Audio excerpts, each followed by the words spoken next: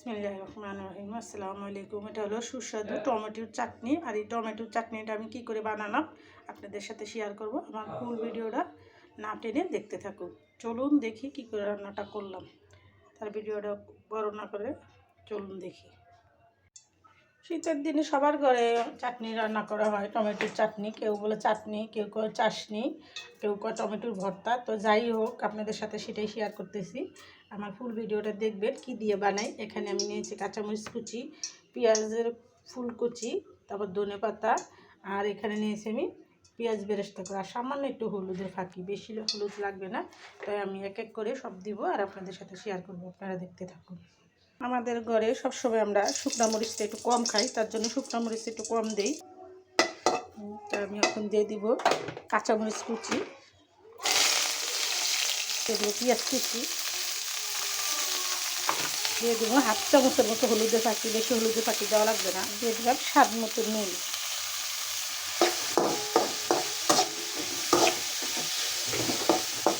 আমি রান্নার সময় আপনাদের সতর্কবাণী দিয়ে থাকি সবসময়। রান্নার সময় সবসময় চুলার আঁচ কমিয়ে রান্না করবেন, দুর্ঘটনা এড়িয়ে চলবেন। বেঁচে যাবে হাজার হাজার জীবন, বেঁচে যাবে লাখ লাখ টাকা। আমার এই সতর্কবাণী মেনে চলবেন, চুলা থেকে একটু দূরে সরে রান্না করবেন। তা ভাজা হয়ে গেছে, আমি এখন টমেটোটা দিয়ে দিব। রান্না হলো একটা আর্ট। যারা না রান্না করতে পারেন তাদের জন্য অনেক কষ্ট হয়ে যায়, আর যারা রান্না করতে পারে তাদের লেগে তো সুবিধা। তো যারা না রান্না করতে পারেন তাদের জন্য তাদের উপলক্ষে করে বলতেছি, আমার রান্নাগুলো আপনারা ফলো করবেন, কিভাবে রান্না করি। আমার ফুল ভিডিওটা দেখবেন না টেনে, আর এরকম সুস্বাদু রান্না করে খাবেন। তাতে আমি কী কী মশলা, কী কী উপকরণ দিলাম সেটা ফুল এই ভিডিওতে ফুল দেওয়া আছে। আপনারা না টেনে দেখবেন আর এরকম রান্না করে খাবেন। একদম শর্টকাটে রান্না করা, একদম সিম্পল। তো এই রান্নাটা করতে বেশি কিছুই লাগে না। আপনারা এরকম করে রান্না করে একবার হলো খেয়ে দেখবেন।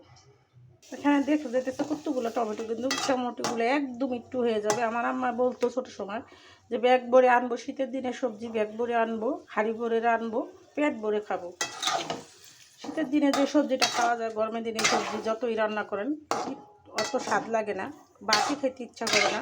আর শীতের দিনে সবজি খেয়ে পেট ভরা যায়। তো আপনারাও বেশি বেশি করে সবজি খাবেন, শরীর স্বাস্থ্য তাজা থাকবে, ভালো থাকবে। তো এটা আমি আরও 5 মিনিট রান্না করব, ফিরে আসবো 5 মিনিট পর।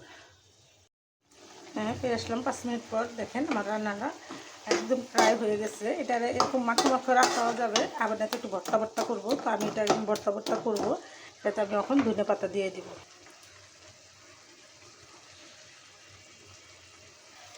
ধনেপাতাটা আমরা কম খাই, যেহেতু আমার বাচ্চার আব্বা হইলো রংপুরের মানুষ, সারা ধনেপাতাটা একটু কম পছন্দ করে। এটাতে ধনেপাতা আপনারা যত বেশি দেবেন ততই বেশি মজা লাগবে। তো এটার আমি আরও একটু ভর্তা ভর্তা করবো এরকম করে। ভাতের সাথেও খেতে পারেন, খিচুড়ির সাথে, পোলার সাথে, আপনি যাই কিছু দিয়ে খাবেন, খুবই সুস্বাদু।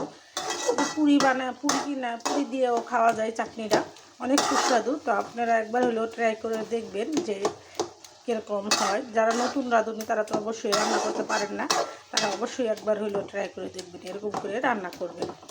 এটা রান্না করতে আমার আরও 2-3 মিনিট সময় লাগবে। চাটনিটা হয়ে গেছে, এখন পেঁয়াজ বেরেস্তাটা দিয়ে নামিয়ে নিব। এখানে পেঁয়াজ বেরেস্তা কম দিলাম, যেহেতু এটাতে পেঁয়াজের কলি দেওয়া হয়েছে অনেক, এমনি মিষ্টি মিষ্টি হয়ে যাবে, তার জন্য পেঁয়াজ বেরেস্তাটা কম দিলাম। আপনারা চাইলে একটু বেশিও দিতে পারেন। আমি ভিডিওটা বড় না করে রেখে দিলাম। আসসালামু আলাইকুম।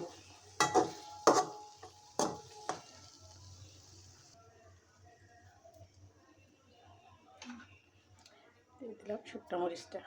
তো হয়ে গেল আমার টমেটো দিয়ে চাটনি। আর এই চাটনিটাতে আমি কী কী দিয়ে বানালাম সবটা আমি আপনাদের সাথে শেয়ার করলাম। আপনারাও এরকম করে টমেটোর চাটনি বানিয়ে খাবেন। আর নতুন নতুন ভিডিও পেতে আমার সাথেই থাকবেন। তার ভিডিওটা বড় না করে রেখে দিলাম। আসসালামু আলাইকুম।